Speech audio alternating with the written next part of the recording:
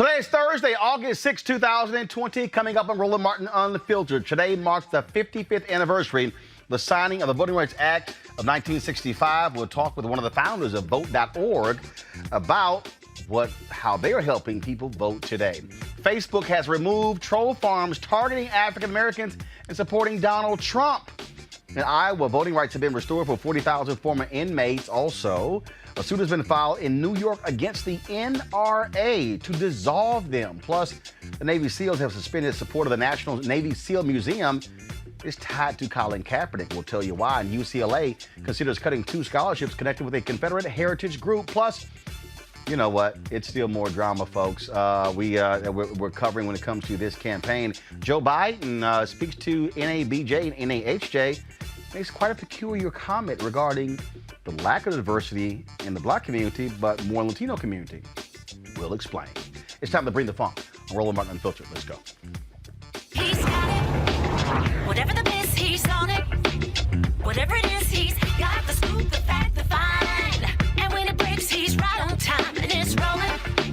Best believe he's knowing. Putting it down from sports to news to politics. With entertainment just for kicks, he's rolling. It's on go, y'all. It's Roland Martin, yeah. Rolling with Roland now. He's funk, he's fresh, he's real, the best, you know he's Roland Martin now.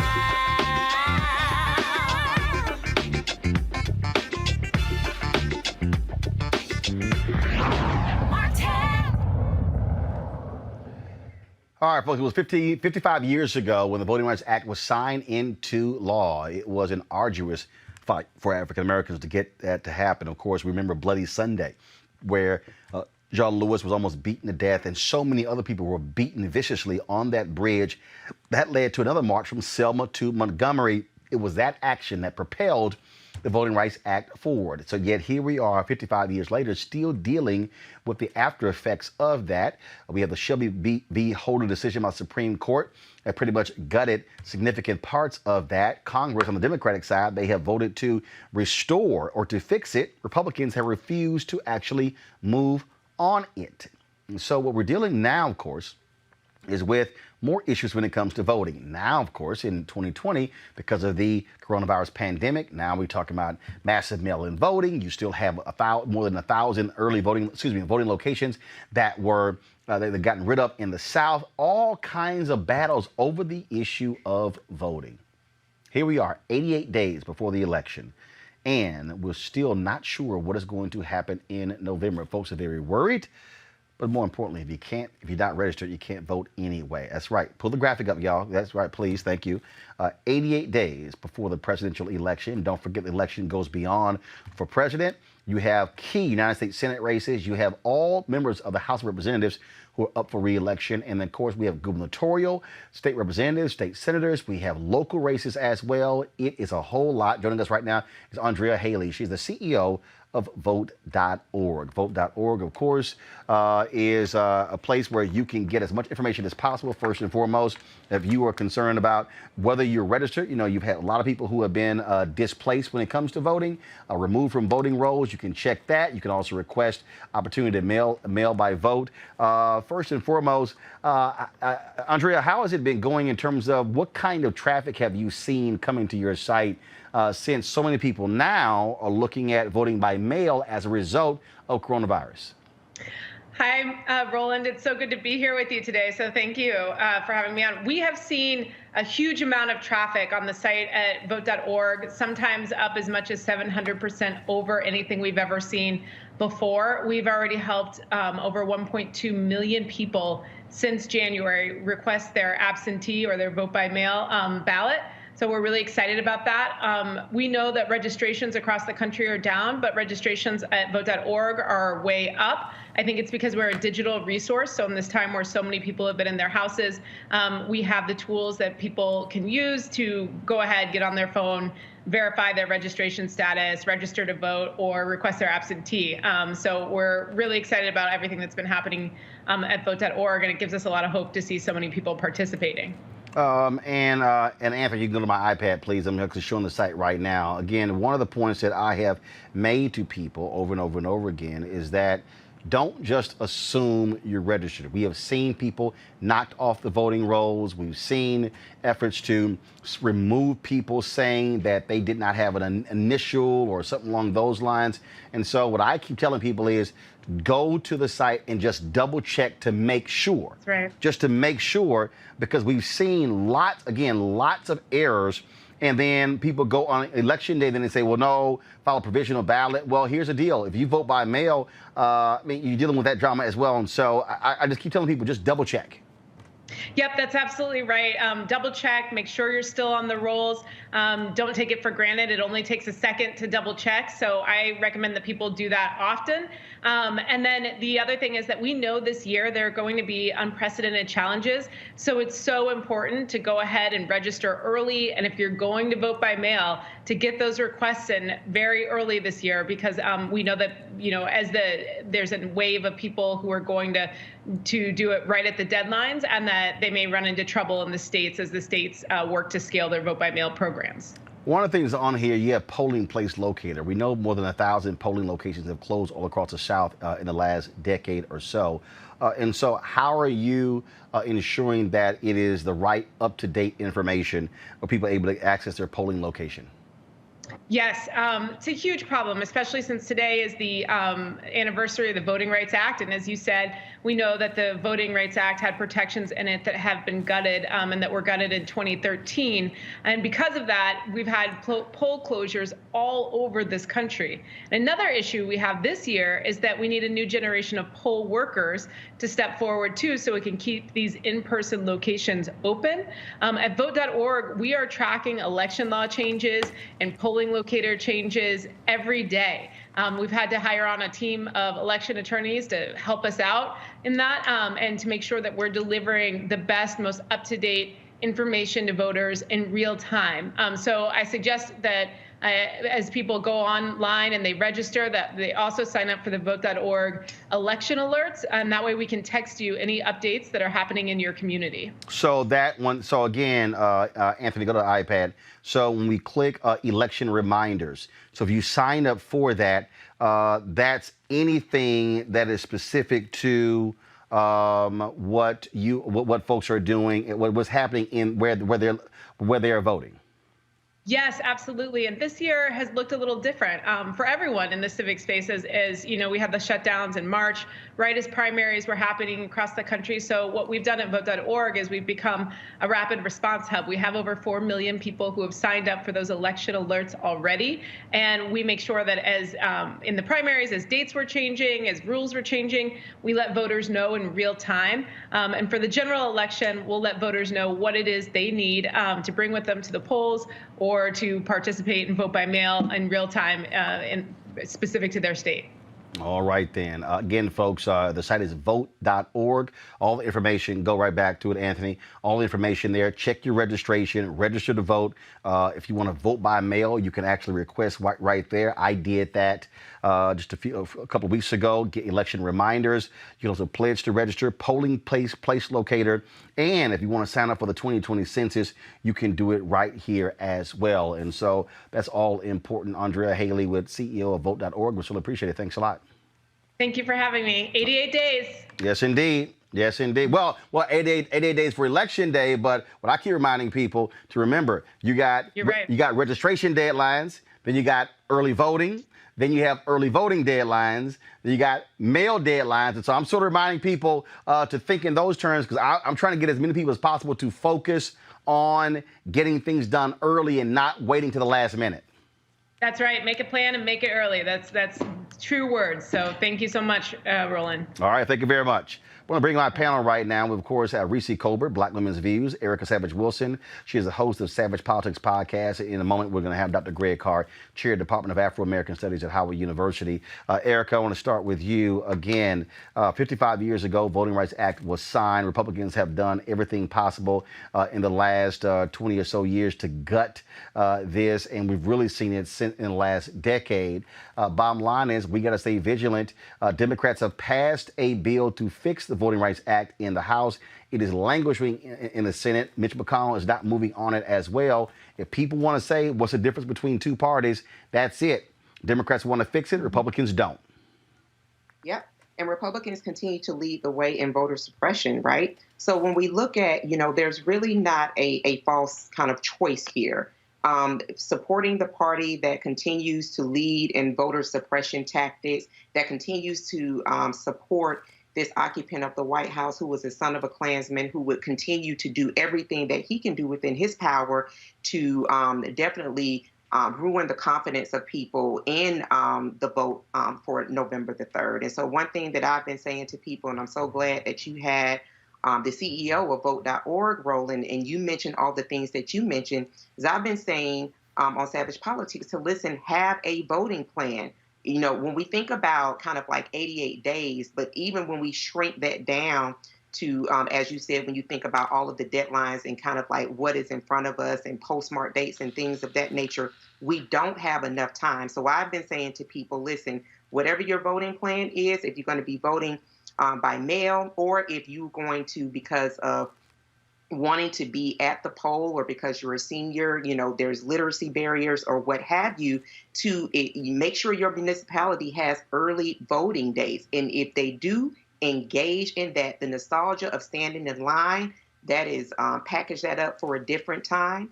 People have got to be actionable and understand that this election is about maintaining some semblance of democracy.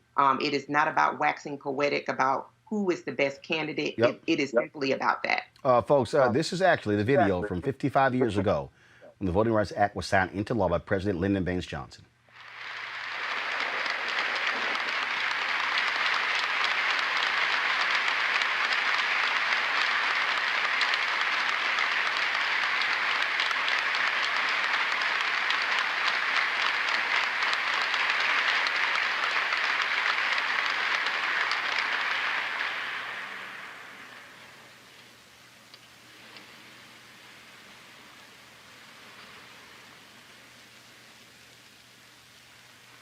Mr. Vice President, Mr. Speaker,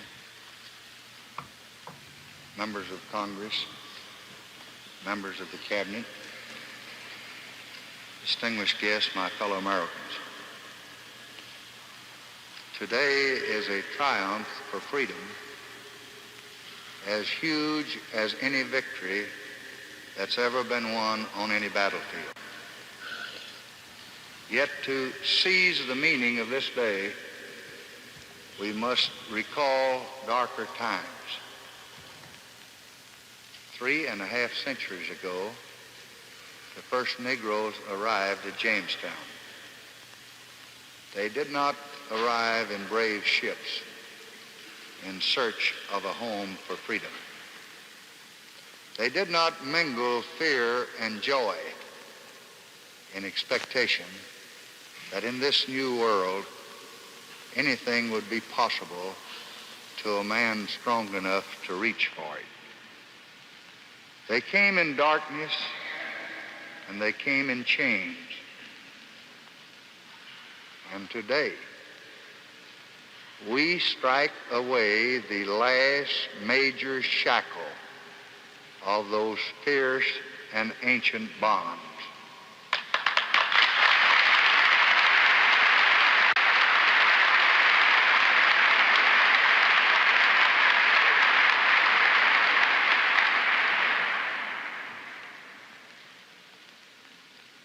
Today, the Negro story and the American story fuse and blend.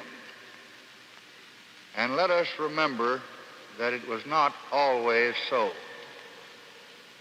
The stories of our nation and of the American Negro are like two great rivers, welling up from that tiny Jamestown spring. They flow through the centuries along divided channels. When pioneers subdued a continent to the need of man, they did not tame it for the Negro. When the Liberty Bell rang out in Philadelphia, it did not toll for the Negro. When Andrew Jackson threw open the doors of democracy, they did not open for the Negro. It was only at Appomattox a century ago that an American victory was also a Negro victory.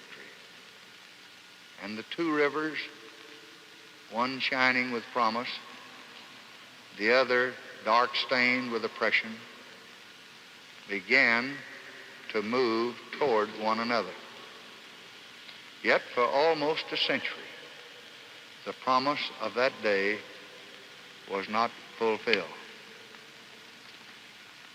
Today is a towering and certain mark that in this generation, that promise will be kept. In our time, the two currents will finally mingle and rush as one great stream across the uncertain and the marvelous years of the America that is yet to come. This act flows from a clear and simple wrong. Its only purpose is to right that wrong. Millions of Americans are denied the right to vote because of their color. This law will ensure them the right to vote. The wrong is one which no American in his heart can justify. The right is one which no American, true to our principles, can deny. In 1957, as the leader of the majority in the United States Senate, speaking in supporting legislation to guarantee to the right of all men a right to vote, I said, this right to vote is the basic right without which all others are meaningless. It gives people as individuals, control over their own destinies. Last year, I said, until every qualified person, regardless of the color of his skin, has the right, unquestioned and unrestrained, to go in and cast his ballot in every precinct in this great land of ours, I am not going to be satisfied. Immediately after the election, I directed the Attorney General to explore as rapidly as possible the ways to ensure the right to vote. And then last March, with the outrage of Selma still fresh, I came down to this Capitol one evening and asked the Congress and the people for swift and for sweeping action to guarantee to every man and woman the right to vote. In less than 48 hours, I sent the Voting Rights Act of 1965 to the Congress. In a little more than 4 months, the Congress, with overwhelming majorities, enacted one of the most monumental laws in the entire history of American freedom. The members of the Congress, the many private citizens who worked to shape and pass this bill, will share a place of honor in our history for this one act alone. There were those who said this is an old injustice and there is no need to hurry. But 95 years have passed since the 15th Amendment gave all Negroes the right to vote, and the time for waiting is gone. There were those who said smaller and more gradual measures should be tried, but they had been tried. For years and years, they had been tried and tried and tried, and they had failed and failed and failed. And the time for failure is gone. There were those who said that this is a many-sided and very complex problem. But however viewed, the denial of the right to vote is still a deadly wrong. And the time for injustice has gone. This law covers many pages, but the heart of the act is plain. Wherever, by clear and objective standards, states and counties are using regulations or laws or tests to deny the right to vote, then they will be struck down.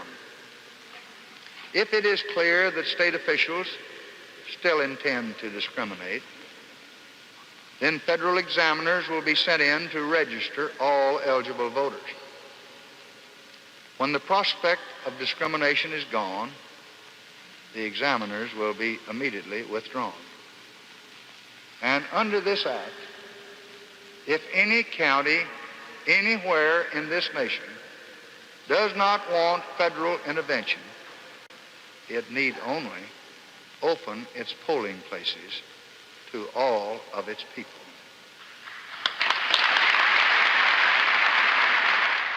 Now, Reese, the thing here is that people have to understand is that because of the Southern Democrats who fought this here, they put a provision in there where its sunset in 25 years had to be reauthorized. And that's what you're seeing. Then, of course, now, every time Congress reauthorized it, it was reauthorized dang near unanimous. But it wasn't until it was challenged and the Supreme Court said it was unconstitutional that some places could have that federal intervention LBJ was talking about and not others. And then John Roberts tried to even make the argument that, well, the voting numbers of African Americans being able to vote have increased so much, it shows you there's no need for that, and actually said Congress needed to fix this formula that they sort of created. I mean, it made no sense whatsoever. And the moment after their decision, these same southern states, now led by Republicans, immediately focused on voter ID, shutting down locations, moving locations, putting barriers in place that were akin to exactly what LBJ was talking about in 1965. Absolutely. And I mean, this is the kind of intentional erosion of hard-fought gains that we have to fight for in every generation. And so it was absolutely intentional, and the Republicans had a field day with it, and they're still having a field day with it. But unfortunately, with Mitch McConnell running the Senate and Donald Trump as the president, the cavalry is not coming for Black voters. And so what we have to do, as Erica mentioned, is we have to have a voting plan. I want to shout out the vote.org, which is a Black woman-led organization. And to pivot a little bit, I do want to shout out Higher Heights and Phenomenal actually took out a full-page ad today in the New York Times to highlight the fact that for the Voting Rights Act anniversary, that's actually the first time that Black women were fully enfranchised in this country. And so on today, I would like to recognize, the fact that Black women have been fighting for this and were the last ones to actually receive any kind of, enfranchisement on a meaningful level. And I want to shout out Amelia Boynton Robinson, who led the march who helped organize the March on Bloody Sunday across the Edmund Pettus Bridge, and leaders like Diane Nash, who was a leader in the Selma Voting Rights Campaign. And so we often, see, wonderful, amazing people that absolutely deserve credit, like the great John Lewis, but we don't often talk about the role that Black women have played in the fight for the Voting Rights Act and continue to play, as you had Andrea on earlier, with ensuring that Black people have the right to vote, are educated, people all across the board, LaTosha Brown as well, with Black Voters Matter. So this advocacy is still going on. Black women are still leading the charge. And that's something that I feel is really important to know on today. Folks, speaking of voting in Iowa, Governor Kim Reynolds signed an executive order granting convicted felons the right to vote. Her order would not automatically restore voting rights to felons convicted of certain crimes. However, it allows an estimated 40,000 former inmates to register and head to the polls. Reynolds will also continue to push the legislature to pass a constitutional amendment to prevent future governors from overturning this order. That's the type of stuff, Reese and Erica, that needs to happen. Erica first. Yeah, I mean, that was, definitely something from a Republican led governor that was, a really good will faith, kind of backed up by the NAACP there, that those 40,000 people. And just to kind of broaden that a bit, now those people that have been extended the right to vote again will also have to complete parole and probation in their sentence as well. And so when we kind of think about parole and probation, even though, some of those kind of like poll tax measures with having to pay restitutions and pay fines of those and things of that nature have been pulled out from what the governor signed here in June, we also have to think about parole and probation in that there are also sometimes monetary responsibilities that are related to that. So, again, we're still kind of pushing for people to have the right to vote when you look at states like Maine and Vermont, who allow people who are incarcerated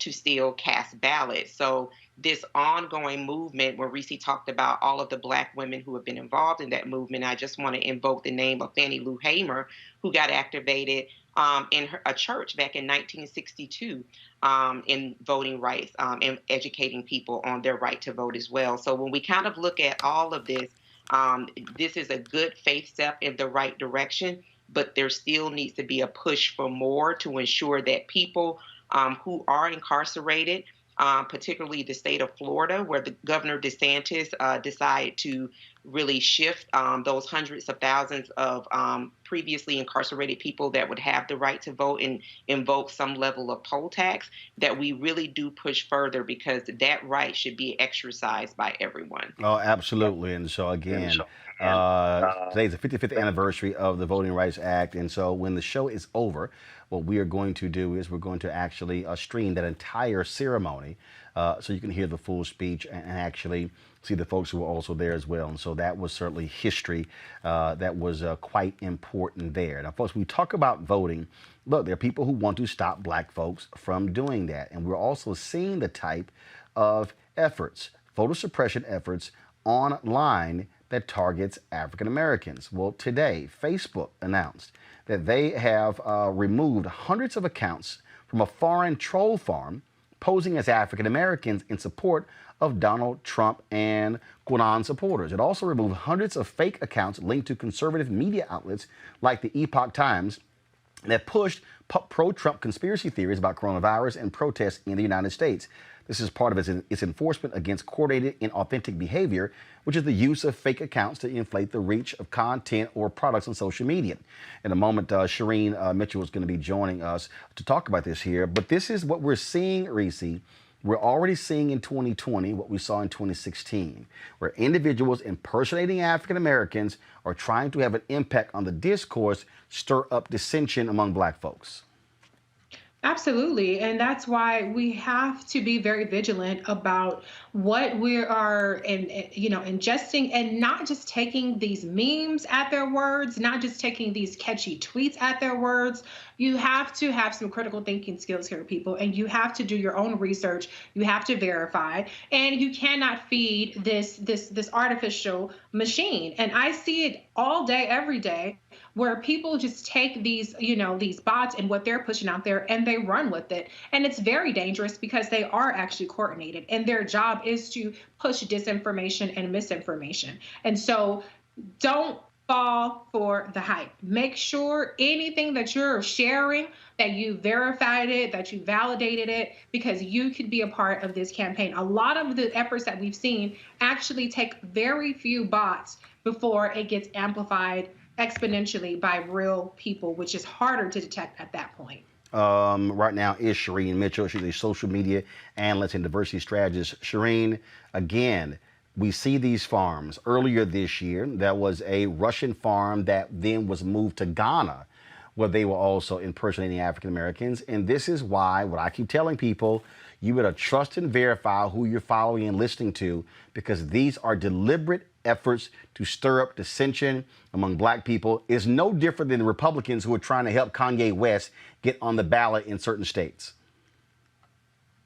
I thank you for even mentioning the whole Kanye West piece as well. But yes, if people actually see the track, we have been tracking this since 2013. This happened right after basically Obama won the second time, and it started to become these accounts that started to pretend to be black women. And that happened before we had Gamergate or anything else in between. And so people don't understand the through line because they don't understand the origin. So what we're watching is the stuff that happened in 2016 now expanded. We are watching other groups try to do the exact same thing. And we talk about what they're trying to do. Give our audience a sense of what they're trying to do, what they should be looking out for. Something's happened to Shireen. Shireen, you still there? I think Shireen has frozen. Erica, when you look at these people, I tell people all the time, when you start seeing these names and they got like 8 numbers at the end on Twitter, and then when you look at their bio and it says they launched the account in July 2020, yeah, it's a good chance they're a bot. Right, absolutely, Roland. And what Shireen was sharing with us and laying out, that really this disinformation campaign that was launched by Russia back in 2015, 2016 period has been so successful that they really don't have as much intervention. They are intervening, but really Americans, just by way of, like Reese talked about, with memes and just kind of like, oh, this seems like this is pretty savvy, maybe a couple of sentences long, a post or something like that, have really just, Americans have taken that on.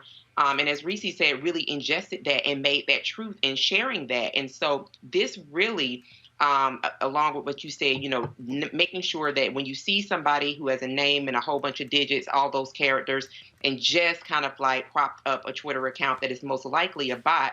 But even people that you follow, if they're sharing posts, and these posts are supposed to be for like more of discussion, for places of discussion, but it's really based off of a meme or a piece of a conversation, that is not a conversation that you want to be a part of, and it's not something that you want to share out, because those impressions really did help people, as we saw in 2016, disenfranchise themselves for the vote, and just say that, between Hillary Clinton and the White House occupant, that it was the lesser of two evils. And so they were going to sit out the campaign or vote for Jill Stein, a third-party candidate.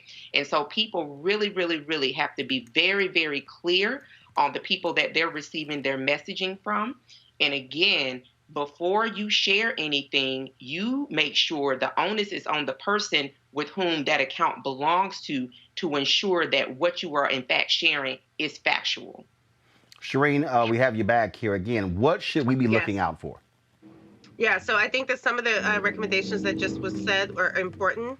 I think that also that we need to understand a couple of key pieces of this is that they try to use Black vernacular to connect to the Black community. So if you see vernacular that seems outdated, that looks like they're like talking jive or other aspects of what they think that our language is, like you should take a pause and you should be able to like sort of not share that content.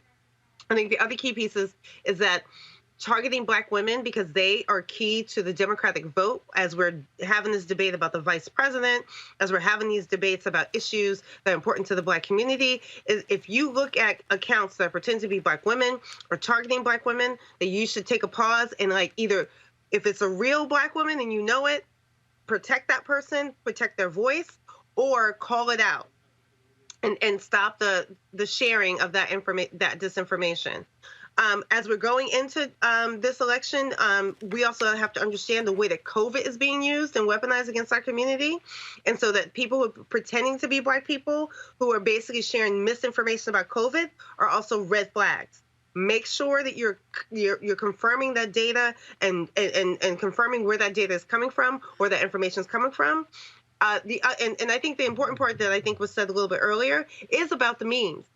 Is if you see more memes about a certain piece of content or a topic, you should pause on that. because the memification of disinformation is widely spread, but it's widely spread because it's harder to stop.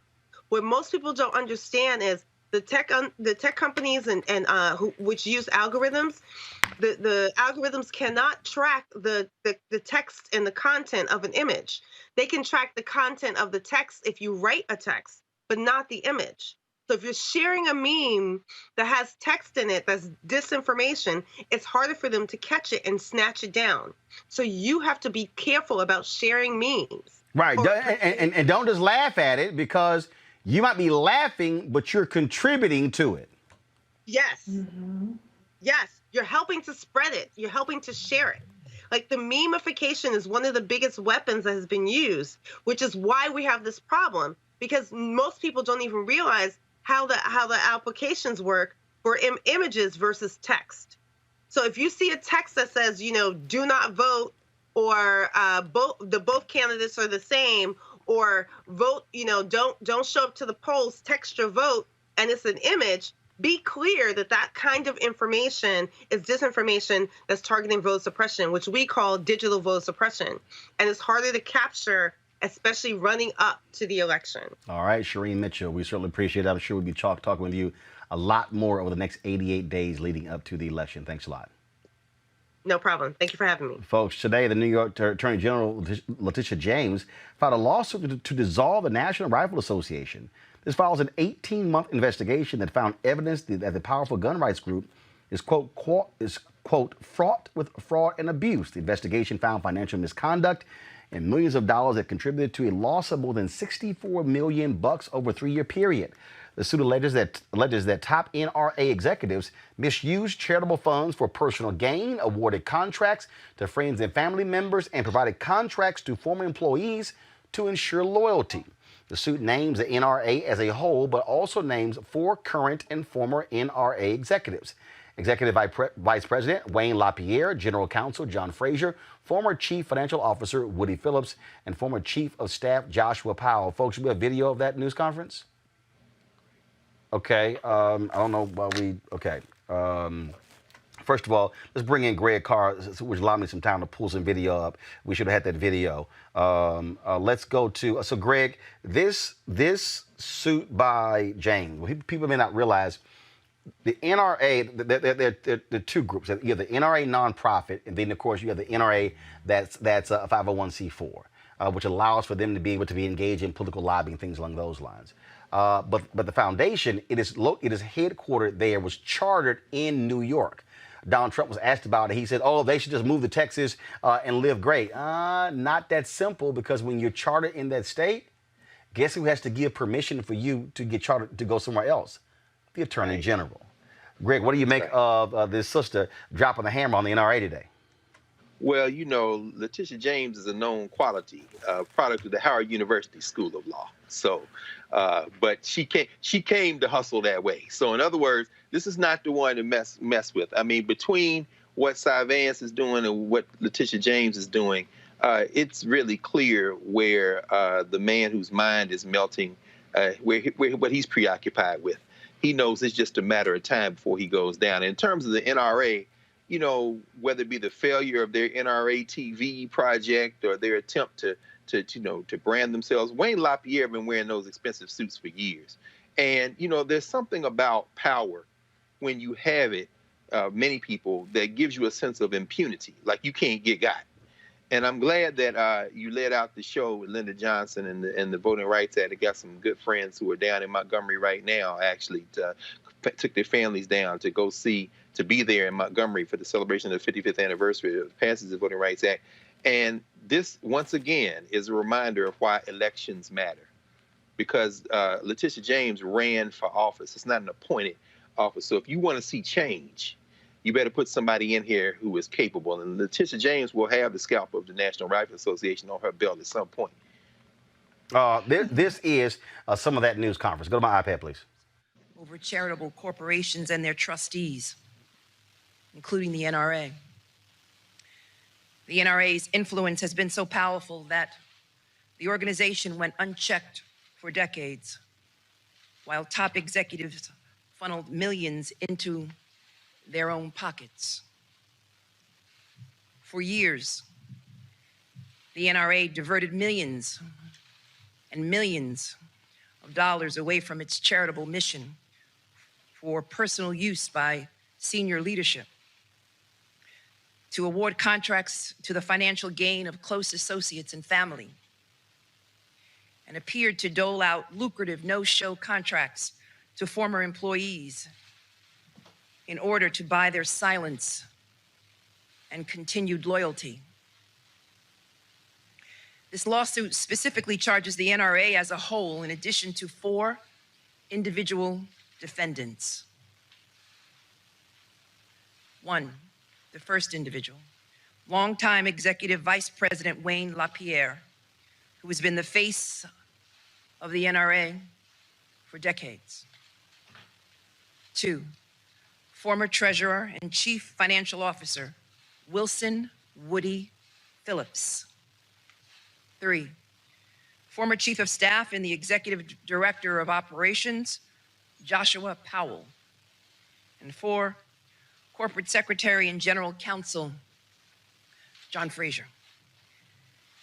These individuals in the NRA are charged with failing to manage the NRA's funds and failing to follow numerous state and federal laws, which contributed to the loss of more than $64 million in just 3 years. Since its founding in 1871, the NRA... Reese, that is, again, a significant indictment. And again, she says she wants them dissolved. Absolutely. And I have to let my petty flag fly here because I recall when the New York Times endorsed Zephyr Teachout over Tish James. I recalled when Tish James was running for office, they tried to make it seem like she was going to be some kind of lackey to Governor Cuomo. But the world and the country saw today what happens when #Black Women Lead. She is fearless. She has her shit together, and she's going to take them down. And guess what? I know a person who is sweating bullets, as Erica says it best, the son of a Klansman, because she has the Trump organization, all his criminal activity in her crosshairs as well. And so this is just the opening salvo for anything that Tish James is capable of. So beware. And this shows the importance, Erica, of state attorneys generals, why they matter. Again, everybody keeps focusing on what's happening in the nation's capital. Remember, Keith Ellison left a congressional seat with them in the majority to become the attorney general of the state of Minnesota. Yeah, absolutely. And Dr. Carr said it. Reese has invoked and laid the hammer down. Listen, elections matter. And when Tip O'Neill said decades ago that all politics are local, they're also very much so personal. When we think about the NRA, the Senate Democrats filed a report back in September of 2019 outlining the Finance Committee outlining in a 77-page document the NRA's involvement with Moscow. And this is talking about before the run-up to the 2016 elections, right? So when we think about the malfeasance, when we think about the fleecing of America, when we think about how the NRA quickly pivoted to a white men-only drinking fountain, as it were, now in this modern time, and have flown to the Caribbeans and taken African safaris with their families, and have spent an exorbitant amount of money.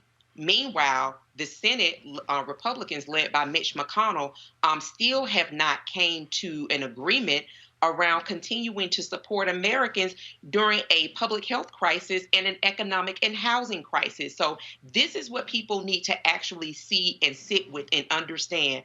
As you have said, as Dr. Carr, as Reese said, elections matter. Vote is a verb.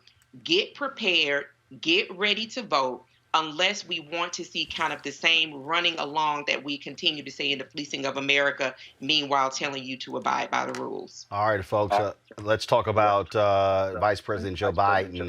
Happening right now is the National Association of Black Journalists, National Association of Hispanic Journalists virtual convention. Obviously, because of COVID, we were not able to assemble here in Washington, D.C. I'm Vice President Digital on the NABJ board. And today, Vice President Joe Biden spoke to the organization. And folks are raising questions about this comment that he had to make. Check this out. And by the way, what you all know, but most people don't know, Unlike the African-American community, with notable exceptions, the Latino community is an incredibly diverse community with incredibly different attitudes about different things. Yes, and by the way, what you all know, but most now, people the context of that, they were talking about in terms of what he would do with Cuba. And so folks have been commenting on this whole deal. What is he talking about diverse? One of the things that he was speaking about there that I've actually said for years that people don't quite understand. Part of the problem in this country, Greg, is when people say African American and Latino. Well, when you say African American in this country, you're talking about black people who are from Mississippi, Alabama, Texas. I mean, you can go all around the country. You're talking about people of African descent who are in this country. The difference between Latinos is that point right there. Some places, Greg, they call them Latinos. Some places, they're Chicanos. Some places, they're Hispanics. You have Afro Latinos. You've got white Hispanics. Then you have individuals who are from different countries. And so, as somebody who's born and raised in Texas, Greg, that was one of those things that a lot of people would talk about. They would say, oh, no. When we say Hispanic Latinos, that's, it's all the same. And I kept going, no, it's not. I mean, there's a very different perspective. If you are Dominican from New York City, Cuban in Florida, Mexican in Texas, and then other parts of the country. Your thoughts?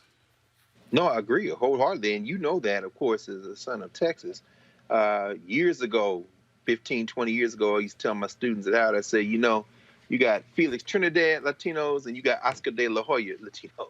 In other words, all Latino means is the language that of colonization. So I said, technically, I would prefer then they call us Anglos. If you're going to do that, I mean, you just talking about the language. But when you start talking about in fact, I've spent some time in Colorado, maybe about 15 years ago, at the charter school started by Corky Gonzalez, who was one of the leaders of the Aztlan movement, the independence movement. We go in the 1960s, Chicano was used in many ways as a word of empowerment. We're talking going back to the formation of La Raza, right? The race, the big organization that they had. And a lot of the kind of coalition with the Black Panthers and Yellow Peril, which was one of the organizations that Asian communities kind of put together. So that was a very powerful word. Hispanic, of course, as you say, down where you from, you're talking about those Native Americans who were colonized by the Spanish. We would call them Mexicans and others. I mean, you know, they dispossessed the top third of Mexico. But when you say Latino, typically, it usually meant those who were colonized by the Spanish in the Caribbean or closer to the Atlantic. And of course, they are heavily Afro-Latino. So, you know, this becomes a dangerous well, I'll end with this. Joe Biden is grappling with the same language that we all grapple with, which is language which tries to fit us in categories, demographic categories that are then used to weaponize our politics. And as this country becomes majority non-white, and I don't want to use the word majority minority because white people are a global minority, as it becomes majority non-white, I think we're going to see an increasing attempt to use those terms to divide and set at each other's throats these groups of folks who were colonized by the Spanish instead of the English like we were. The thing there, Reese, when we start talking about this here, obviously people have been commenting back and forth. Folks like, oh my God, Joe Biden, huge gaffe, you're screwing up. I get it. I get how people break that down. But we do have to have this conversation because that's part of the problem. Like for instance, when you talk about Latino, and I purposely always say Hispanic/Latinos because you never know what group you're talking about. You have to deal with the realities that as we become a nation that's called a majority of people of color, you have to deal with this whole notion of white Hispanics. When I was at CNN, it was a trip. This thing came up, and we were on a conference call. Now, mind you, Reese, I'm from Texas. I know white Hispanics. I know people who said, no, I'm white. And I look at somebody else who's like, no, I'm dark-skinned. I ain't white. I'm Hispanic. Yeah. So we were on this conference call, and one of the white CNN executives goes, look, folks, we were going over this whole issue of terms. They're like, you know, white Hispanics don't exist. And somebody went, I'm sorry, I'm one. Then the whole call got quiet, and I went, I tried to tell y'all.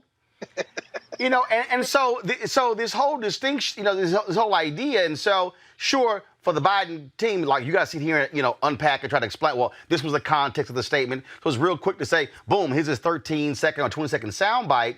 But as we're moving towards 2043, you're going to have to deal with this because you just can't group Latinos, Hispanics in the same way you group African Americans. Although we as African Americans, we all think differently. The reality is we don't identify with another country but the United States. Those of us, of course, talk about, Africa. But the reality is when you talk about Hispanics/Latinos, they see themselves, many of them, as no, not Hispanic/Latino, but Colombian, Mexican, Venezuelan, Dominican. And so even if they are born in America, they also are identifying with their family's home country. Your thoughts? I have absolutely no issue whatsoever with acknowledging that Latinos, Hispanic communities are completely diverse.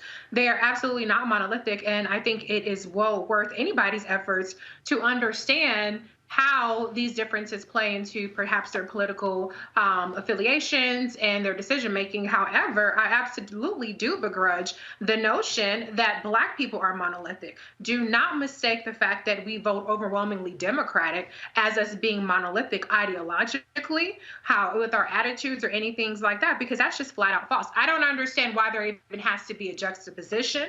And I understand that Joe Biden is not artful in how he says things, but I'm not just going to give him a free pass because you could have left the whole Black part out of that, okay? You didn't even have to go there about Black people, and you're actually incorrect. No, you don't have, if you're talking specifically African Americans, then no, you don't have Colombian African Americans. You don't have all that. If you're talking about Black people are from all over the diaspora in this country. And so what I want to see from Joe Biden and what I want to see from Democrats is to approach Black people with the same amount of nuance and understand that we do have a different set of motivating factors and desires, and try to, try to better understand that and accommodate that and bring us receipts and bring us policies that actually feed that, instead of saying, I have the Blacks, I have the Black vote for, if you don't vote for me, you're not Black. But shouldn't we also do, but Reese, shouldn't we also do that as well? Because here's what happens. We talk about the Black agenda. In fact, in about 10 minutes, we're going to have Ice Cube on, and he has a contract with Black America. Well, what does it actually mean? Then when folk talk about Black churches, well, Black church, Kojic ain't the same as AME, which is not the same as a Black United Methodist Church, was not the same as a Black Catholic Church, was not the same as a Black Baptist Church. And hell, within Baptist churches, you got Progressive National Baptist, you've got National Baptist Convention USA, Full Gospel Baptist Fellowship. And so this is where also I think that we have to also make those distinctions and force people to see us not simply as one group. I completely agree. And that's why I've been saying the entire time I've been on your show that we need to be making demands, and that we need to be demanding that people bring receipts to us. We should not be allowed to be treated and take it for granted as the mules of the Democratic Party. We should be allowed to state, and actually we shouldn't even be having to give this education in 2020 that Black people are not monolithic. There's a whole ass Smithsonian that gives you a very good idea about the breadth and the depth of the Black experiences in this country. And so, yes, Black people sometimes approach each other with a lack of nuance and a lack of respect for our different, experiences. And even you have like the ADOS, which is sometimes hostile to Black immigrants and things like that. There are a lot of different undercurrents in our own communities, but I just do not accept anybody trying to in any way suggest that the Black community is monolithic, despite the fact that we do monolithically vote for Democrats when we vote. But there's a whole 50% of Black people that don't even vote. And why is that? Because somebody is not meeting their needs, and somebody is not recognizing for them the way that Democrats are aiming to recognize, well, what do Cubans want versus Colombians versus Dominicans versus Mexicans and versus all of these other groups. If somebody put that same effort towards the Black community, you might not see 50% of Black people staying at home and not voting for either party. Erica. Yeah, I completely agree with Reese. And then to think about, all of the efforts and all of the gains that we've seen in this American experience has been for the blood, sweat, and tears of Black people, those groups that have allied with us, but it has been Black blood, it has been Black torture, it has been Black trauma, it has been Blackness that has moved this country forward. And so I definitely do agree. And I also do say that, because we are spending so much time fighting so many different parts of institutional racism, that when you have groups that are able to flex between white and whatever their demographic is, being Black means that we are 100% Black. We don't go home and take the suit off and or enter into a place of employment literally. There are people that do that figuratively, but we cannot take our skin off. Our skin is our skin. We're recognized Black wherever we go. And so to that point, as Biden continues his campaigning efforts, that a conversation continually needs to be had with him around the way that he definitely approaches and talks at our community, because he was not, in fact, talking to our community. I don't really give a damn about Kanye West, but I do have to address this particular issue. Republican operatives are leading his effort to get on the ballot in certain states, such as Wisconsin. Of course, what he wants to do is he wants to actually siphon votes away from Joe Biden for Donald Trump. Greg Carr, you got some dumbass people. I've been dealing with them on social media saying, yeah, I'd rather vote for Kanye West than Joe Biden. And I'm going, if you think for a second Kanye, in fact, he gave an interview with Forbes. And go to my iPad. He said that he wasn't running for president. He was walking for president, walking to win. Then when the reporter said, yeah, but you can't get 270 electoral college votes, his response was, I'm not going to argue with you. Jesus is king.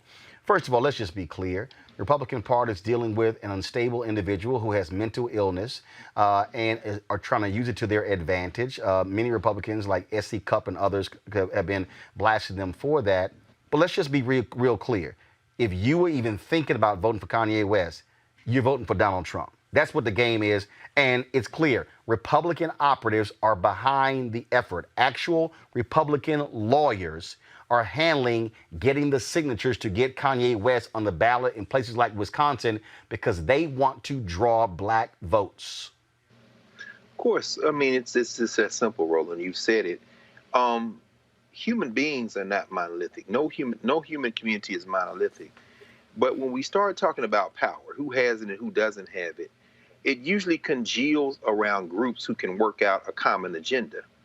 The civil rights movement in this country, the Black freedom struggle in this country, is really a struggle where we saw concessions by those people who have suffered, as we heard.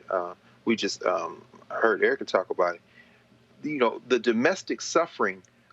Our movement was advanced by international movements and by international solidarity. So when you see Kanye West, I mean, as long as this country can keep a Black agenda within the four corners of the American state, right? It can police it differently. And I'm saying that because Karen Bass, for example, the New York Times did a long article yesterday on her, and trying to make her apologize for going to Cuba several times, trying to be, and part of that is what Biden, I think, in his mind was trying to get out of his mouth today. This whole notion that we have to stay domestic and stay focused domestically. When you see Kanye West, you're looking at somebody who is being used, who's clearly not well, who doesn't appear to be surrounded. Frankly, I'm looking at some of these things Kim Kardashian is saying. I'm saying, yeah, bruh, you need some sisters around you now, because this one right here, I don't know if she's gonna try to make off with all your money or whatever, but I don't know who she's working with. But you're looking at somebody. This whole drama is being played out in a country where our people, unfortunately, are becoming more and more like the general American population. Celebrity in the place of political organization, this kind of thing. So I guess what I'm saying finally, Roland, is that we can't afford to mince words with this.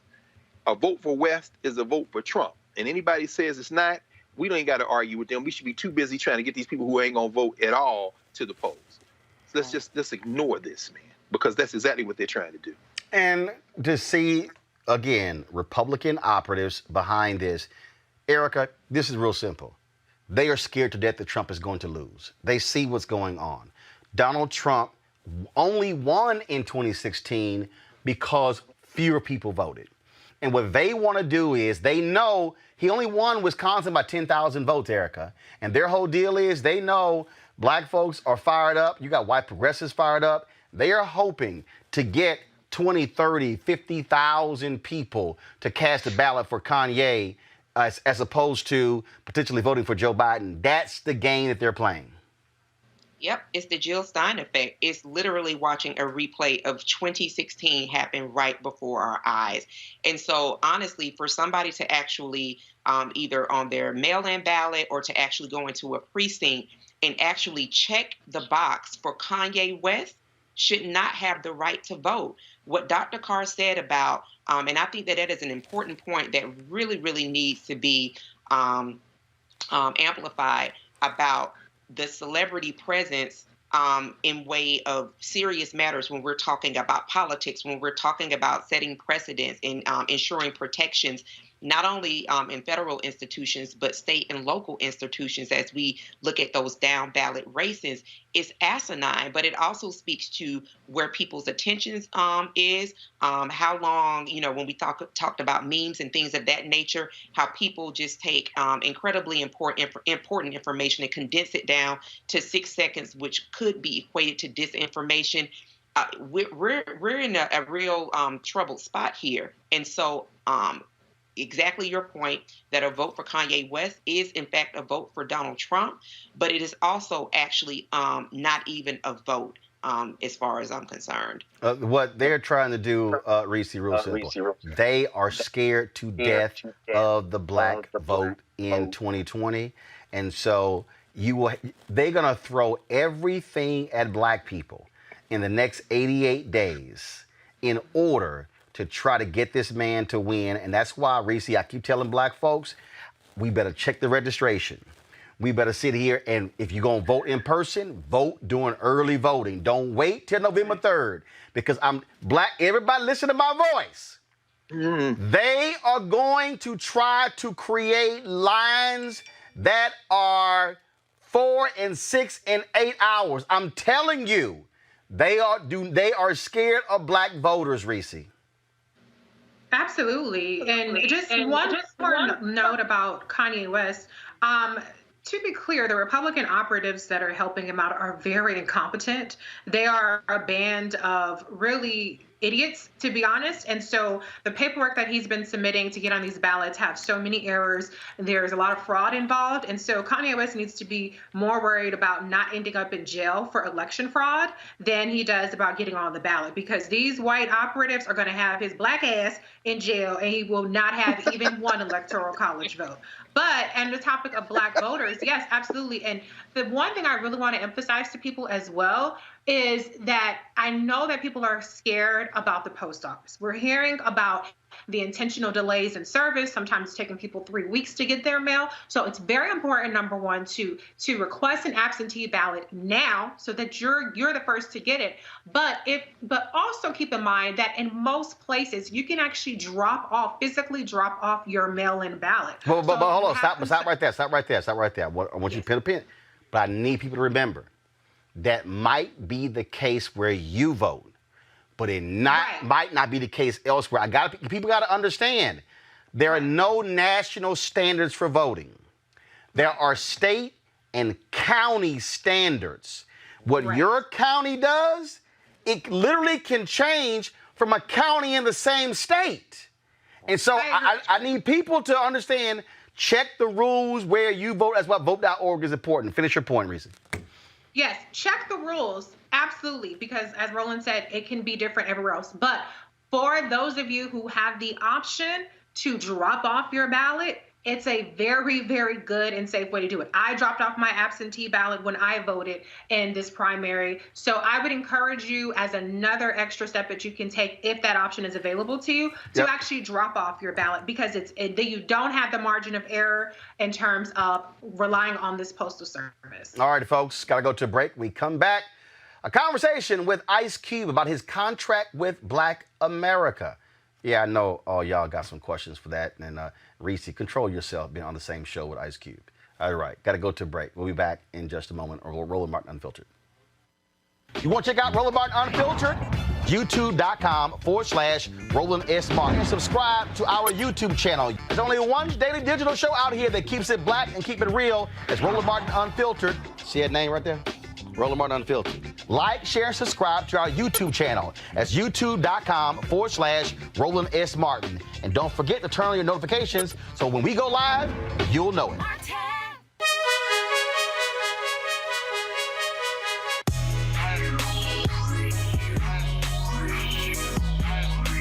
How long is the video?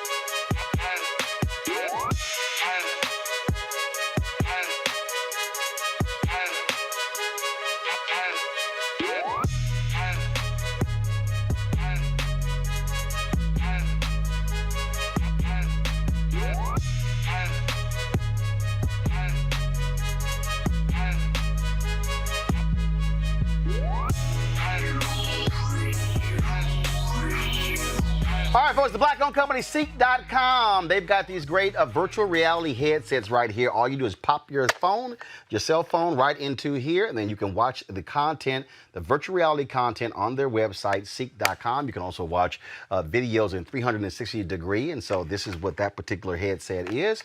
And then, of course, they have these great headphones here, these Ceek.com headphones. Mira Spiel is a sister from Ghana. She, of course, is the inventor of these 360 degree 4D sound, unbelievable. Gamers love these headsets. The bass is off the chain. Of course, it has a microphone where you can also speak, Bluetooth as well. And so you can also use that for conversations, for music, for videos, whatever you want to use.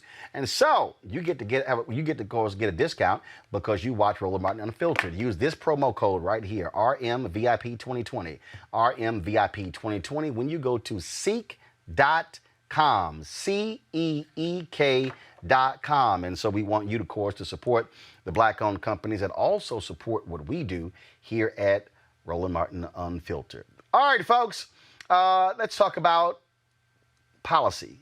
We were discussing that earlier in terms of what Black America wants. Well, Ice Cube is one of the folks. He's more than a rapper. He's more than an actor. He's more than a philanthropist. He also cares deeply about the issues facing black people, and he has really been locked and loaded for the last several months. If you follow him on social media, when it comes to what's been happening in the streets, police brutality, other issues, he joins us right now from the West Coast. Ice Cube, how you doing, man? Yeah. What's up, Roland? How you feeling, man? Man, feel great. Glad to have you on the show. Let's get right to it. When did it hit you where you said, you know what, I've got to do something. I've got to help put something together to help our people?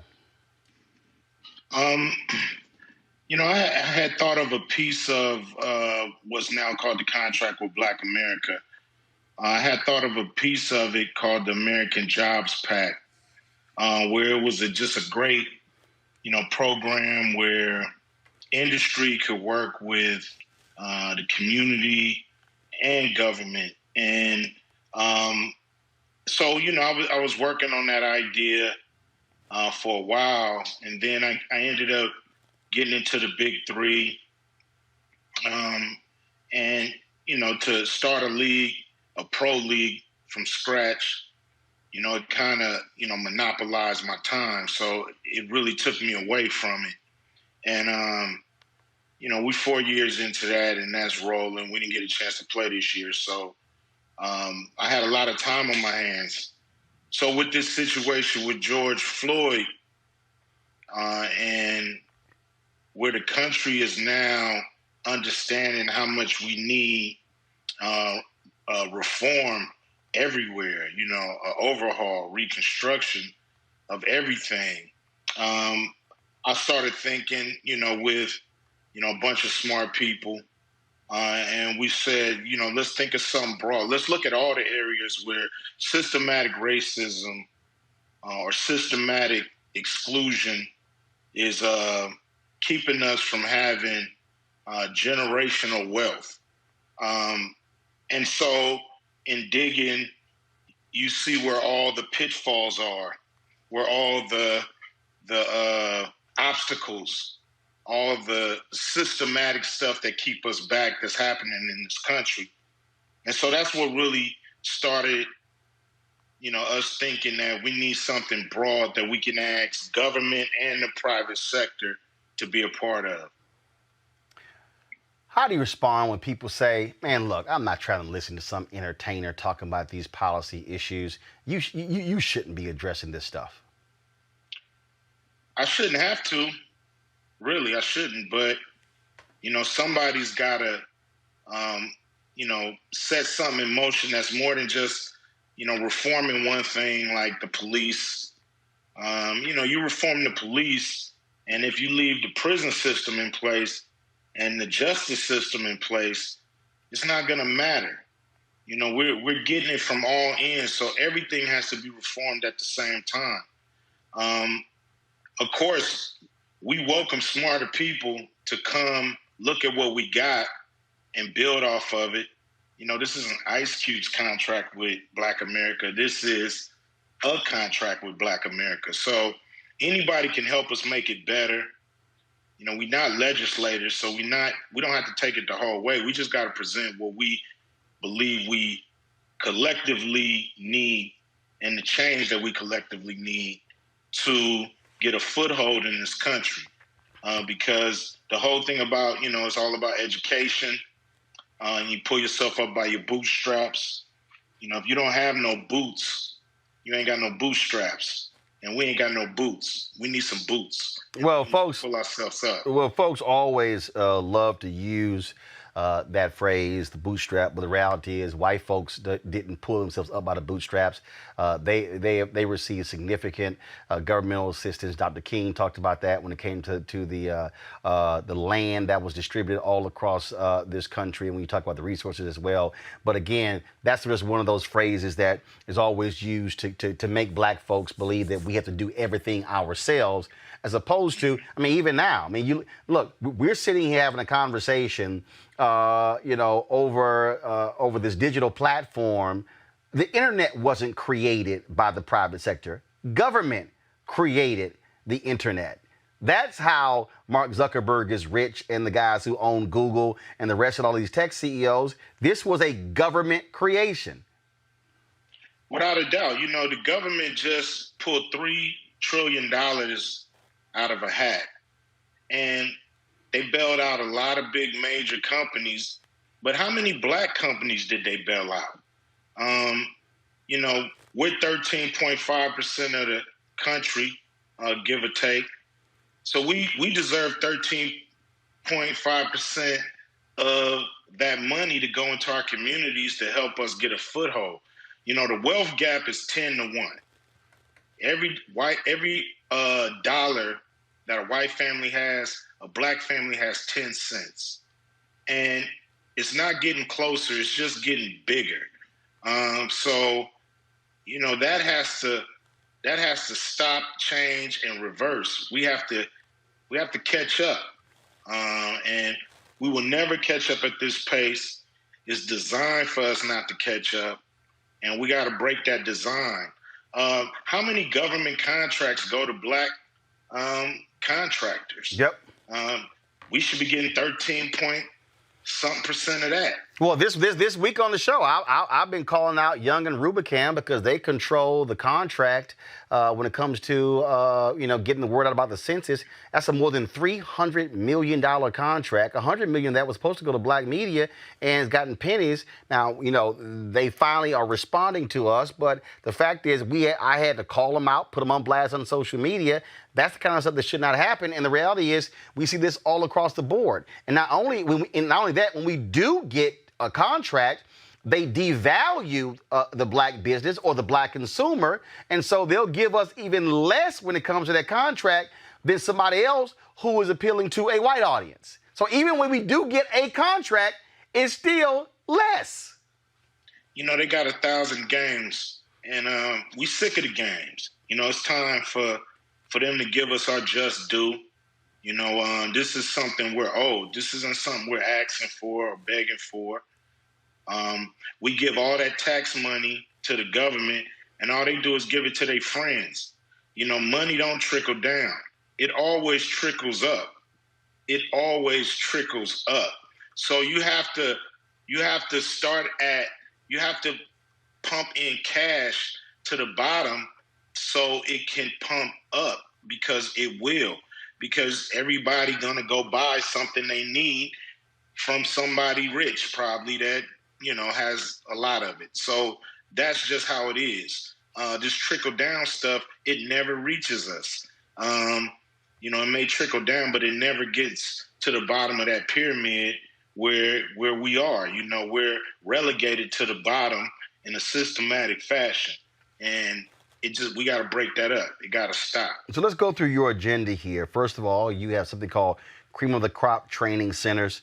You also talk about mandatory community volunteering, teaching workforce discipline, living stipend. I mean, you go on and on and on. And so going through this, how comprehensive did you want to be? Because earlier you said, look, you can't just talk about police reform, but then, of course, you're still dealing with the building of jails. And so how comprehensive did you want to be and get with this?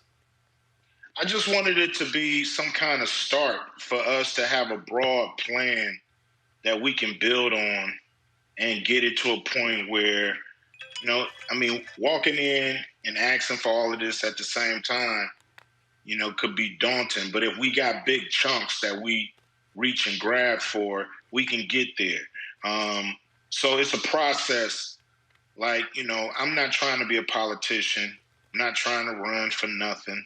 I'm just trying to help Black people wherever I can, because you know, as Martin Luther King say, I've been to the mountaintop and I seen it ain't nothing there for us, and that ain't cool. So we need a place for us at the mountaintop, and so, you know, that's what it's about on mine. So, you know, this to me our Declaration of Independence. Mm-hmm. This is something that we all can jump behind as a community and say, I might not know everything that's in there, but I know we need help and we need a fair shake. You know, it's not asking for much. 13.5% of the country belongs to us, and we're not getting that. And if we got it, you know, white folks probably wouldn't even see us, because we'd be in our own communities having a good old time, and we'd probably, you know, they'd probably be, you know, showing up to where we at. So that's just the real. We gotta get this. We gotta get what we owe. And that's just it. You call this the case for neo-reconstruction, and this is what you lay out. Neo-reconstruction is an aggressive initiative meant to redress past wrongs systematically imposed on Black Americans economically throughout many generations, wrongs that have had a severe negative impact on African Americans both economically and educationally. The specific case and plan for neo-reconstruction is presented later in the document. You say a commission will immediately be formed and empowered to quickly put the plan into action. Separately, a plan will also be devised to make Native Americans whole within the same timeline. Black Americans will be compensated for the value of work contributed by their ancestors, while Native Americans will get back the true value or land promised to them in various treaties. For Black Americans to be eligible, they must provide documentation proving their descent from at least one enslaved person. They must also prove they have identified as Black or African American for at least 10 years prior to the institution of the reparations program. So let's unpack that. And I'm also pulling my panel in just a second as well, so y'all get y'all questions ready. First, I call this the third Reconstruction. We've seen so much movement happening after the death of George Floyd. The first Reconstruction took place, of course, 1865 to 1877, which W.B. Du Bois, documents in his book, Black Reconstruction. Then, of course, you get the second Reconstruction that took place, which is really 1954 to 1968 or 1970, where the Black Freedom Movement is, of course, that was a focus. And we've seen now this renewed focus on race and inequality, and we have seen these various things happen on the corporate side. But I keep saying you have to think about it in much bigger and broader terms, and not just a moment, but literally a 10 to 20 year plus plan that when you think of Reconstruction. And so with that in mind, you have folks who, I'll start first, who said, Cube, why are you putting Native Americans in here? Why isn't this just for black people? Well, black people are Native Americans. You know, we've had, you know, a lot of proof that, you know, some of us started here in this land. Everybody wasn't brought over from Africa. So, you know, we have to, like you say, unpack all of that and try to, you know, find the true lineage of people in this country, because some, you know, I used to tease family members who would say, you know, I got a little Indian in me. I would think they didn't want to be all the way black.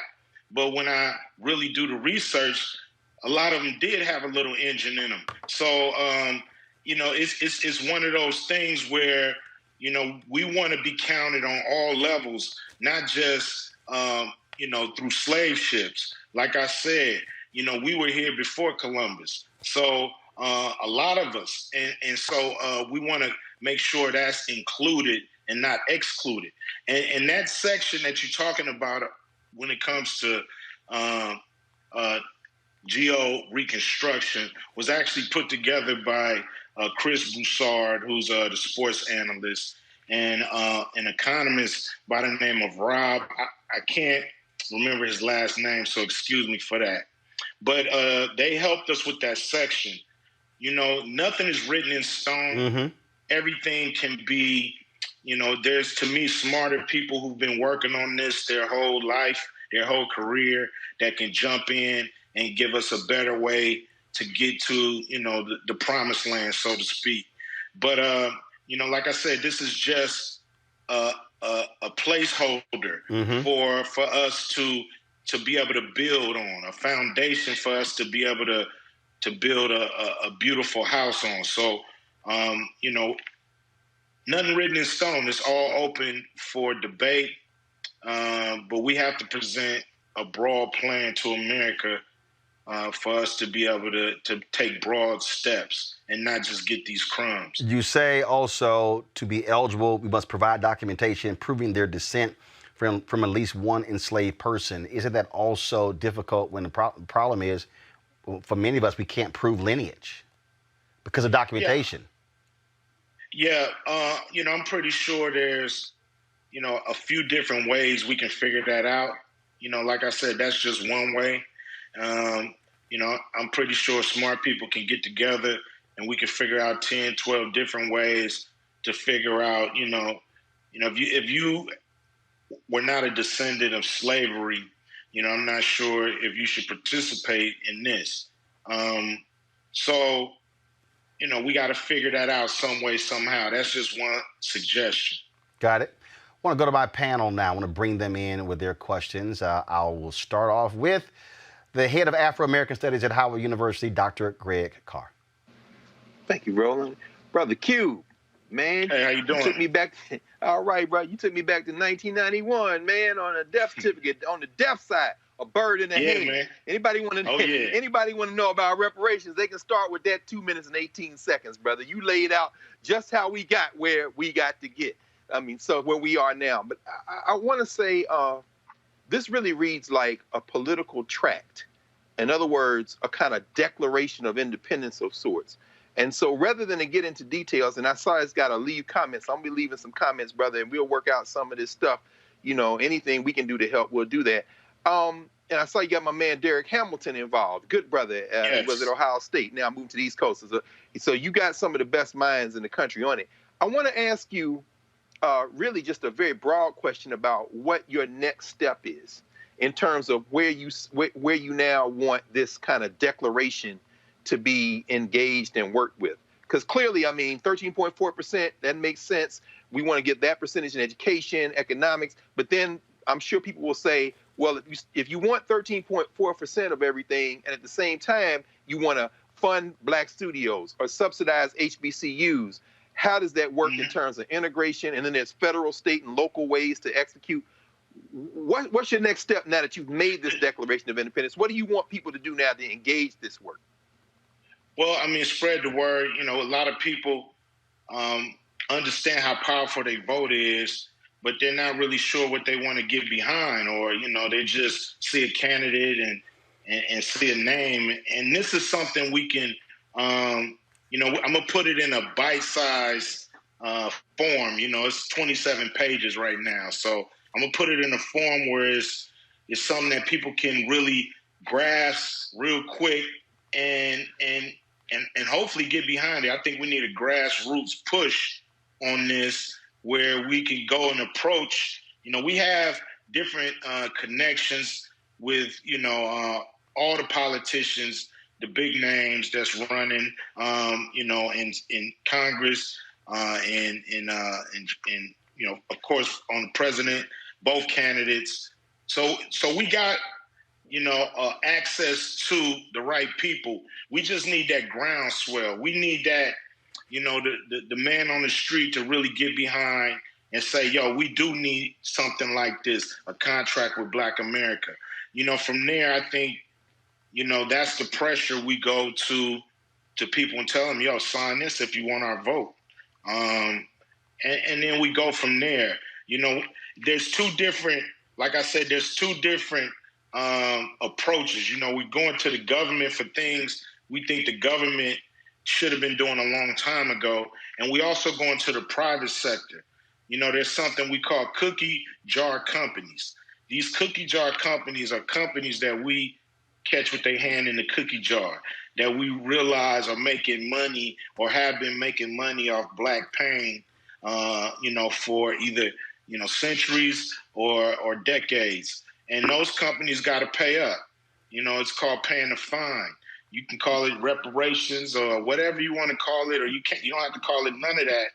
But you have to pay for what you've done to put us in this condition, and or to help keep us in this condition. Because a lot of people aren't racist; they're individualists. So they might not, you know, say they might not adhere to the racist system, but they don't mind tapping in as an individual and get what they can out of it. And so we got to kill that kind of thinking and say we got to make it right for everybody, and the whole country will benefit. Yes, sir. I want to pick absolutely right. I want to pick up on that point there before Greg can give another question, or what I'll do is I'll go to Erica and Reese, and then we'll come back another round of questions. People are already criticizing, saying, well, wait a minute. Why won't you call this a complete reparations plan? You said, look, you can call it that. You don't have to call it that. And then there are others who say, no, it has to be called that. And they want certain things set in stone. Is your position, look, put your own plan together, but this is just what yours is? Yeah, I mean, I don't think we should get caught up with wordplay. You know, I mean, a check is a check. And, you know, we're trying to give, you know, some kind of compensation for what has happened in a way that can be paid, actually. So it can be done in a lot of different ways, you know. Maybe we're taxed, you know, we don't pay taxes for a century or two. You know, it could be different ways that can help us catch up.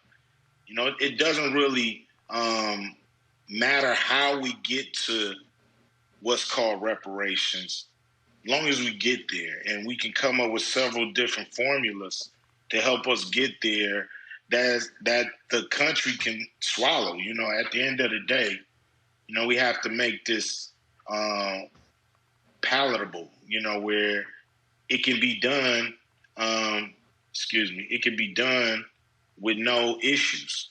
You know, it can be done with, no sweat off the back, so to speak. Next question, Erica. Yeah, thank you so much, Ice Cube, for this. And in reading through your contract, specifically the section, the judicial and public policy section, where you address the military, which I was really glad to see. I am a former veteran of the United States Air Force, and in that section, you talk about the percentage of people, Black folks that are in the military. And then for the enlisted members, we make up about 43% of Black military members. Could you just address, when you talk about, you go down a little bit further, talking about the DOD allocating 5% back to Black neighborhoods for beautification projects as a way to further instill patriotism? Can you just kind of like walk the audience and talk about how that section really came to be, and what are the outcomes that you all are hopeful for putting that clause in? Well, we believe that it's a national security issue. Over 17% of the military are made up of what, if I got the numbers right, I'm not a number. If I got these numbers right, over 17% of the military is Black. But we're 13% of the country, so we're doing more than our share. And so that little overage of that budget that the military gets should be put into the community that the soldiers come from, because that makes a difference on what kind of soldier you have. You got a guy who is proud and comes from a neighborhood that he wants to fight for, or you got a guy, trying to escape his neighborhood and don't really want to be in the military, but just there because he want to get out the hood. So we got to do something and give back. I always said, like, the National Guard, what are y'all doing today? I mean, you was on the street the other day, pushing people back. But what are you doing today? Why you can't be beautifying the neighborhoods? Why you can't be doing things to help the country, have a little more pride and dignity, instead of just training, hut, gun, shoot. How much of that can you do? Actually get out and do something for the people and not just wait for a riot. So the military can step up and do a lot of things that need to be done in our neighborhoods, and just a slither of their budget. Maybe they can't buy one helicopter. Maybe they can't buy one, super bomb or bunker buster, whatever. So what? Put it back into the communities that these soldiers come from, and you'll get a better soldier. You'll get a better community, and you'll make people actually be proud of the military in these communities, and not the other way around, where they could care less. Reese. Hi, Ice Cube. So good to see you. I looked through your contract for Black America, and one thing that stood out to me is there were at least a dozen bullet points in which I could, off the top of my head, name specific legislation from Senator Kamala Harris alone. And I don't know if you know, but Senator Cory Booker actually put forth the HR 40 Commission to study reparations. And so I'm wondering if at all, in putting this together, has anybody looked at specific legislation that's already in the Congress, whether it's in the Senate or House of Representatives, and see how that lines up? Like, for instance, the Justice and Policing Act has things like ending qualified immunity and banning chokeholds and things like that.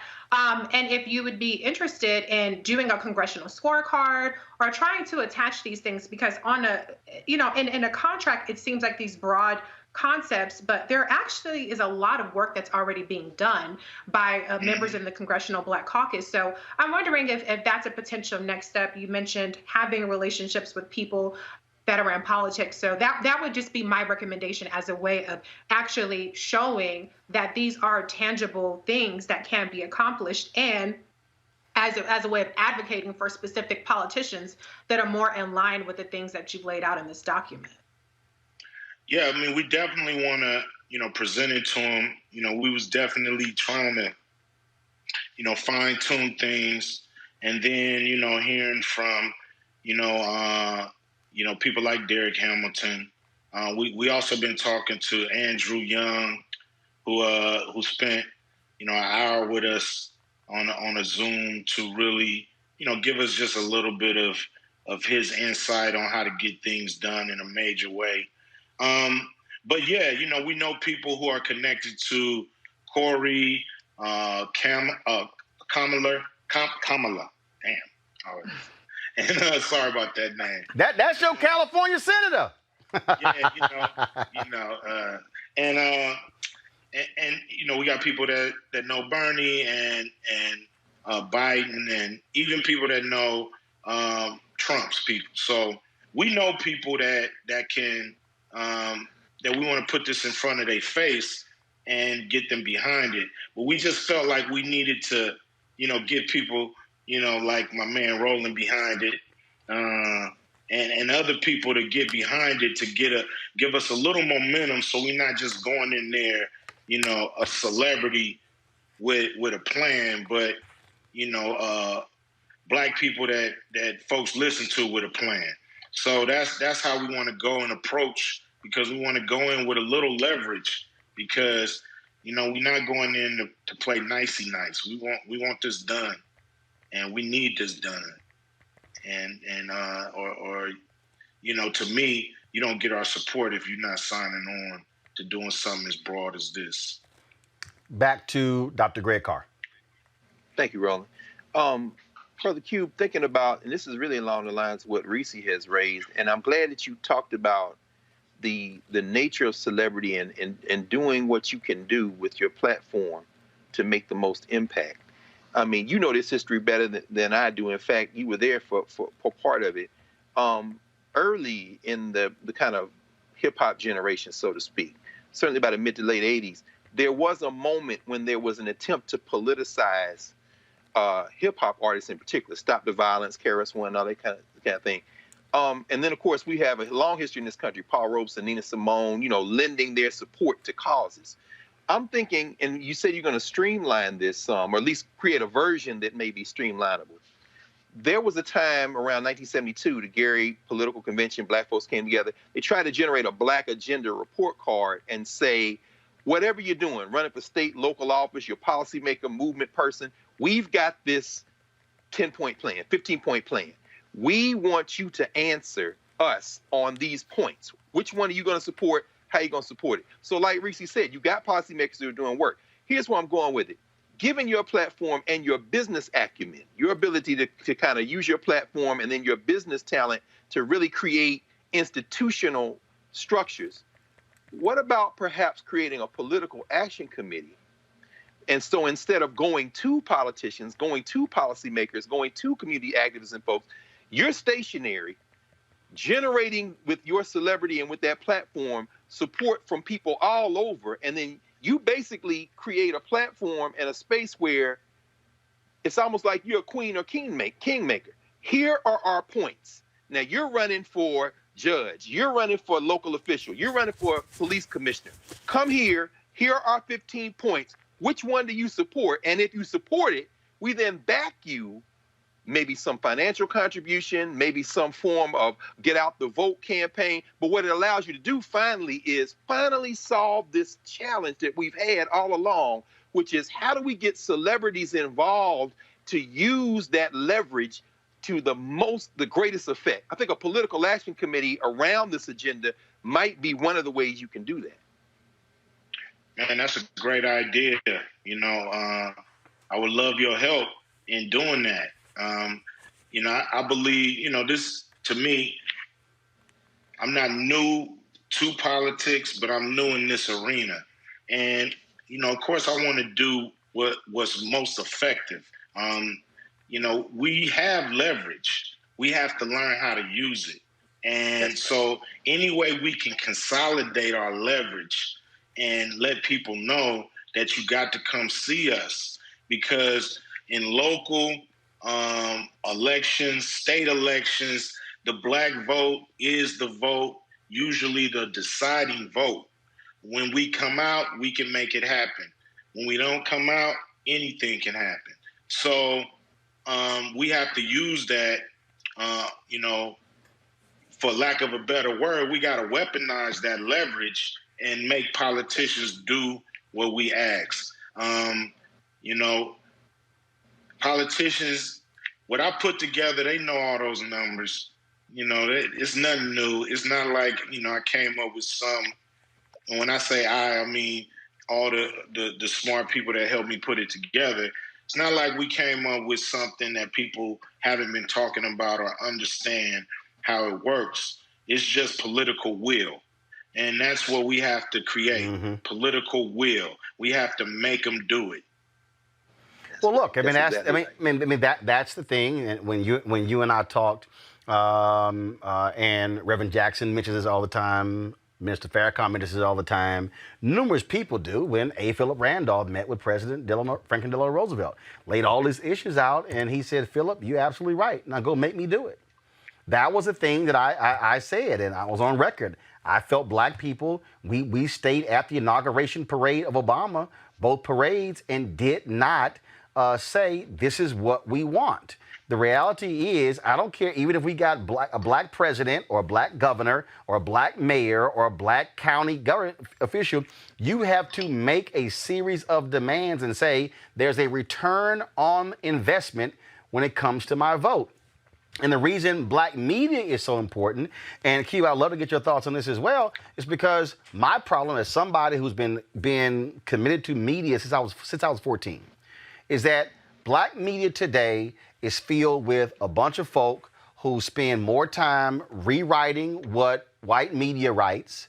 They spend more time on gossip and entertainment, on who's dating who's screwing who had a baby, and not providing enough information. And when you talk about how do you use your voice, again, when I'm calling these companies out when it comes to not advertising with us and not investing, that's how you use the bully pulpit. That's what Robert Abbott did with the Chicago Defender. That's what A.I. Scott did with the Atlanta Daily World. That's what Louis Martin did with the Michigan Chronicle, and Chuck Stone when he ran the Chicago Defender. And I could go on and on and on. Yet, the problem is, if you don't have your media apparatus, look at Fox News. Rupert Murdoch uses Fox News, the New York Post, and the Wall Street Journal to advance his agenda. And black folks had better realize, if you do not have a militant black media, as Dr. King said in Chaos or Community, where do we go from here? If you do not have a militant black media, you do not have a voice to speak to your interest. That's real. And they try to shut us off, shut us out, won't advertise with us. You know, my man, Byron Allen going through the same situation. You know, you get the asset and nobody wants to, spend money with that asset. And, we spend much money in this country. And once we learn the power of our purse and pocketbook, we will be able to get some of the things that we deserve. But, they know no matter what we're going to spend, we're going to go buy the new this, the new that, because we so busy wanting to floss on each other and show each other we not poor when we are. And so once we get that out of us and stop spending that money and realize how much money we do spend, and, hold people accountable for what they're doing, we'll get what we want. We got to use the power that we have. And it's definitely in the dollar. It's definitely in the vote. And it's definitely shedding light on things that's done in the dark. Erica. Yeah, and I'm so glad, Q, that you talked about consolidation and leveraging. And I'm just going to kind of continue on from where Dr. Carr left off and ask you specifically, the Black Futures Lab had a Black agenda that they rolled out, I believe, a year or so ago. And so you talked about grassroots. You're here on Roland Martin Unfiltered, #1 Black media program. Have you considered in connecting with other grassroots organizations that, may be adjacent to you and saying, okay, well, you all have a Black agenda. I have a contract. We, all had these brilliant minds. Perhaps we can team together and then leverage those connections that they have, having been grassroots organizers, to really filter this down into the crevices of the Black community. Yeah, I would love to work with, any group that's out there, doing the work, that's been doing the work. Like I said, I'm new to this political arena, so to speak, even though I've always used my music to try to, show people what's up. I call it street knowledge. And so, I'm down to work with people who've been doing the work. I'm pretty sure they have great ideas, some better than mine or ours. And this is a growing, to me, movement is overused, but to me, this is a growing document that really needs to be looked at. And it's like, yo, Q, we got a better way to do this. Man, we could do this a little bit better, or we've tried this already, and here's how it works. What Andrew Young was telling us was, private, put the pressure on private businesses a lot more, than we had planned to at first. We was like, the selection is coming, let's go straight after the government. But we got to put the pressures on the CEOs. We got to get them in the room, and we got to get them to agree, because they can make things happen without legislation. They can make things happen overnight. They can cut a check and get it going. So we got to let people know how much we spend with all these companies, and we got to use that leverage. But we all got to get on the same page. I agree with that. And we have a short window as far as when it comes to influencing these politicians that's trying to get elected. But we got a long road when it comes to really implementing, all these different, aspects of the contract with America, with Black America. Reese. Yeah. Cube, I'm curious, what role did Black women play in crafting this contract? Because, and I don't mean this as a criticism, I didn't really see that perspective really reflected in the fact that Black women have unique challenges and we're disproportionately impacted by things like maternal mortality and the wage gap and things like that, in addition to the impact that Black men experience. So I'm just wondering if any thought had been put into that in terms of including the impacts to Black women specifically in your contract for Black America. I would love to have a whole section, but to answer your question, not enough. We've had input, but not enough. We need to, to think about the things that we haven't thought about. We actually need a Black women's section, Black girls and teenage section in this contract, because there's tons of issues that's just not there that need to be dealt with, and so we would love help to just continue to grow this thing and make sure that we're touching all the bases and we're getting rid of as much pain as possible when it comes to things that's happening to Black people, men, women, and children. Just let our panel know we've got 11 minutes left in this interview here. But to that point, for people who want to read about it, if they want to volunteer input, is there a site y'all have set up where they can go to contribute? Yeah, it's a site we got called contractwithblackamerica.com. And it's right now it's pretty much the document, but we're going to grow. It's going to grow. We're going to add, we want input from people. We need, we need to just organize. That's really what we're trying to do with the site. And we need help. We need help to organize and make sure that, we're not leaving no stone unturned when it comes to bringing people into this space and having, one grand document that we can all push for in the same direction. Not trying to,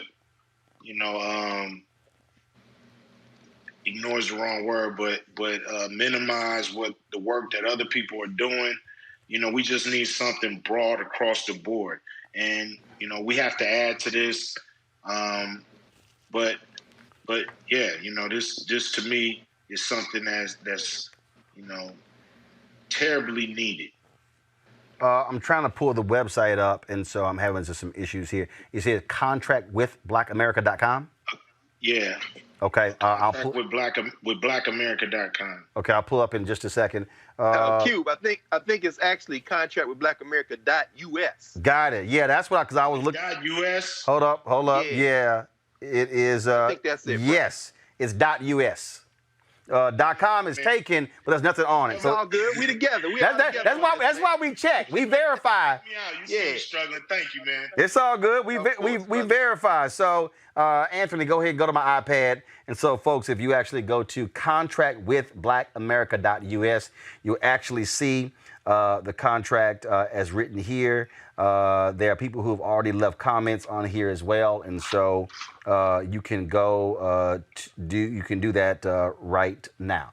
I put my contact on there, Q, man. So anything we can do to help, brother, I'm with you. Last round. Go ahead. Get my contact from. Oh, I got it. I'm straight up. I'm hooking y'all up right now. Last round of questions, Greg Carr. No. Listen, man. I think I'll just say this, and I won't even ask a question. I'll just make this comment, brother. Like, you've been serious for a very long time, and you've been walking a fine tightrope. And these last couple of months, I see, whenever they see somebody that's going to challenge the system, they try to come get you. But if they're going to come for the king, they better not miss. So anyway, this is the way I think that you're showing a way for other folks who have platform to be able to leverage it the best way. So all I can say is I'm a recruit in the Army. I know. I'm sure Reese and Erica feel the same way. We're here, brother, and we're going to help you. So thank you for doing it. I appreciate that. We need, like I said, we need all hands on deck. We need all the smart minds to work in double time so we can have something that's solid and we don't miss anything. We definitely need a section when it comes to women's rights, Black women's rights. And so I would love help on that section because we want to have balance, and we need balance to be able to have a great community. It can't be one-sided or lopsided. So I appreciate it. Yeah, they coming after me, not because they think, I'm anti-anything. It's because of this contract right here. But that, I ain't listening to that stuff. Ain't nothing going to stop me. Yes, sir. Erica, do you have a final question for Ice Cube? Not a final question, but just a comment to Mr. Jackson. Just watching your matriculation from your music and just really reading through this document, I thought about Boys in the Hood and a lot of the points that were made during that seminal film up into the place that you are now, and just say congratulations, and anything that we can do to help and push this forward, we're absolutely right here to do that. I appreciate it. Thanks for that. It's just great, to have, people into this contract, I think is needed, and to have people respond in a positive way is cool. It's just really time for us to get busy. Reese, do you have a final question? Final comment.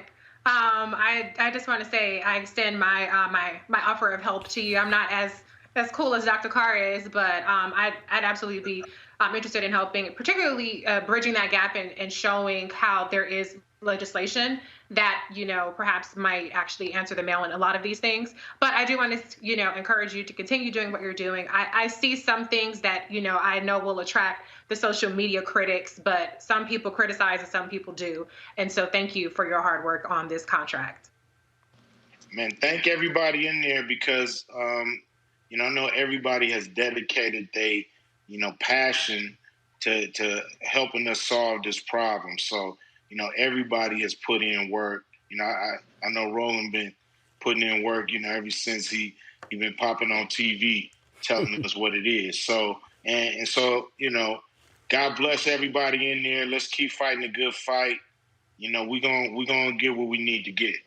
The last point that I will make here that I think is really important is that what you are doing is in the exact same vein, and I need, and Greg, I want you're going to come in, I need you to comment on this, because I need our audience to understand this, especially the people out here who want to be critical of Ice Cube, who want to be critical of T.I., who want to say what entertainers should not be doing. Let me remind you, Paul Robeson, Renaissance man, brother who was involved in the battle for human rights, passes the mantle to Harry Belafonte. Harry Belafonte, singer, actor, but very much involved in social activism. What benefited African Americans and others. He aligned with Dr. King. Dick Gregory, involved in it, pretty much gave up his comedy career for the movement. Harry Belafonte created a group called Sankofa, which is all about bringing entertainers together, especially black entertainers, to get involved in these issues. Jesse Williams has been involved in that. Jamie Foxx has been involved in that, and so many others. I know that because I've talked to them on these issues. So what I need people listening and watching to understand is that, as Cube has said, it's all hands on deck. Everybody has a responsibility. He has millions of followers. He can reach folk who don't watch this show. But this show also allows for him to be able to express this in an hour as opposed to a 6 or 8 minute segment on a CNN or MSNBC that's unfiltered for folks to be able to listen to. And everybody has a role to play. And the last point, I'll say this before Cube giving you the final word here, is that you said something that's critical. You are not trying to lead this. You are not trying to say I'm the savior. You are saying I need all y'all with input to join with us because it ain't going to happen with generals. Generals need troops if you order to win the war. Final comment. Yeah, I appreciate that. You know, we all got to get in where we fit in. You know, it's our turn. You know, we've sat back and watched other, people take the mantle and try to advance our community forward. And now, it's our turn. It's our turn to take that mantle and use our influence and try to push our community forward. And, when you criticize celebrities for giving a damn, because we actually lose more money doing stuff like this than we make. So if we didn't love you, we wouldn't do it. We would just, keep our mouths shut and keep making our money and don't make no white folks mad, but what difference do it make if I'm rich and nobody else in my family is? So, it's really all about all of us making it, all of us getting, what we deserve in this country because our ancestors have built it. We continue to build it in our own way. So that's all I got to say, man. We doing it because we love you and not because we just trying to show out. And we definitely not trying to make more money doing it. It's really all about, doing what it takes at the moment of truth. Well, the point that you just made is critically important, and you're absolutely right.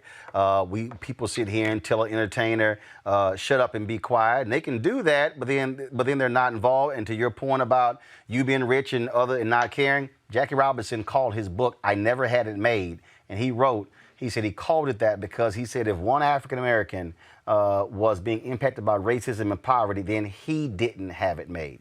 I do also want to say this here, Cube. About 20 minutes into today's show, while you were talking, Anthony, go to my iPad. We crossed the 600,000 subscriber mark on our YouTube channel.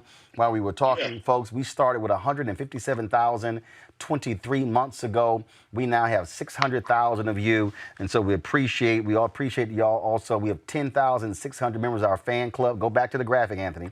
10,600. Our goal is to get 20,000 of our fans contributing $50 by the end of the by the end of the year. That allows us to remain independent and free to say what we need to say. You got a Cash App, PayPal, Venmo. You can also, of course, mail it in. Ice Cube, man, I appreciate you joining with us. Anytime you want to come on, just let me know. We'll make it happen. I appreciate you, man, and everybody in the room. Let's keep fighting a good fight and get what we're supposed to get. Absolutely. Ice Cube, thanks a lot. Take care. All right. Yay. All right, folks. Again, we want y'all to support what we do here, Roland Martin Unfiltered, and join our Bring the Funk fan club. Shout out to Paul Patterson for sending in a donation, Melvin Booker, Johnny Hill, Arena Neptune, and also Ralph Taylor. And if you want to support what we do, please, you can mail your money over to New Vision Media, NU Vision Media, Inc., 1625 K Street Northwest, Suite 400, Washington, D.C., 2006. Cash App is $RM Unfiltered. PayPal.me/R Martin Unfiltered. Venmo.com is RM Unfiltered. We also, folks, want you to know that, of course, you can now get the Roland Martin Unfiltered audio podcast on iHeartRadio. And so they are distributing our podcast to all platforms.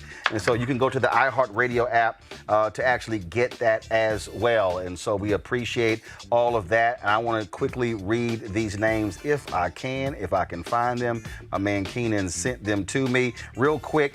Bridget H., Burke Gaddis, Charles Wyatt, Clarence Smith, Darlene Johnson, Donna Cummings, Doris McGaw, Elton Williams, James Earl Johnson Jr., Jarvis Waters, Joseph Joyce, Kenneth Shaw, Kenny Ash, Katashia Jackson, LaDonna Bolden, Leah James, Mary Wright, Mavis Knight, Michael W. Cross, Mitchell Brown, Oslo Inc., Sarah Lincoln, Ursula Hamilton, Wayne Burrows. Those people have given $50 or more. Don't forget, y'all are on YouTube right now. There are 4,234 of you who are on YouTube right now.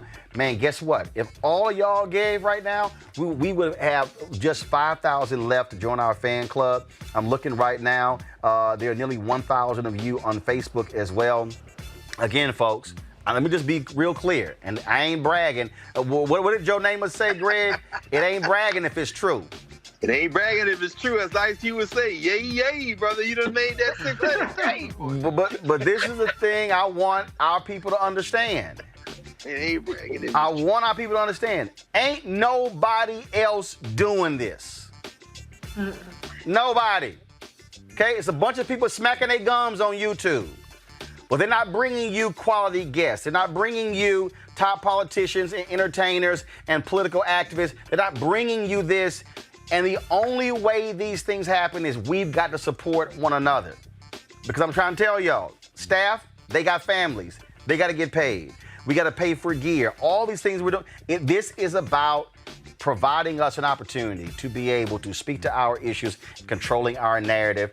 And just like black people subscribe to black newspapers back in the day, this is the exact same thing. And if you actually, I told y'all, look, I got a check the other day for $1,000 from one of our fans. And we appreciate that. And I told y'all, the first person to give to this show was a black woman in Long Island, New York, with a $500 check. She said, I watched you on TV One, and she said, I am doing this to ensure that your voice is heard.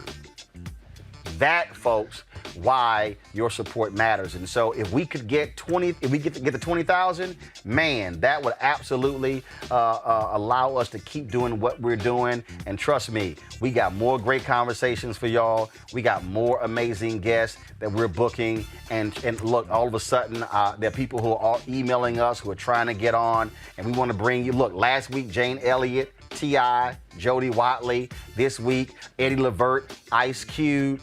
And again, that's just on the entertainment side. We got sports figures who are reaching out to us. We got book authors. We've got other people, but it only happens if you stand with us. And so please do so. Put it up again last time. New Vision Media, Inc., 1625 K Street Northwest, Suite 400, Washington, D.C., 2006. Make the money order or your check out to New Vision Media, please. And Cash App is $RM Unfiltered. PayPal is paypal.me/R Martin Unfiltered. Venmo.com is /RM Unfiltered. And of course, you can go to RolandMartinUnfiltered.com if you want to use a Square credit card. And YouTube, y'all can give right there on YouTube. That's all you have to do. Last one, y'all. I'm rocking the Black Voters Matter shirt today because today is the 55th anniversary of the Voting Rights Act. And so we appreciate the black folks who died. And there were white folks who died too. We appreciate everybody who made it possible for us to be able to cast ballot. Please don't sit your ass at home and not use your power. Go to vote.org. Get your ass registered. Register your uncle, your aunt, your cousin, your nieces, your nephew, your mama, your daddy, your frat brother, your church members, your gang member, everybody. Register everybody and hashtag Fire Trump in November. Holla!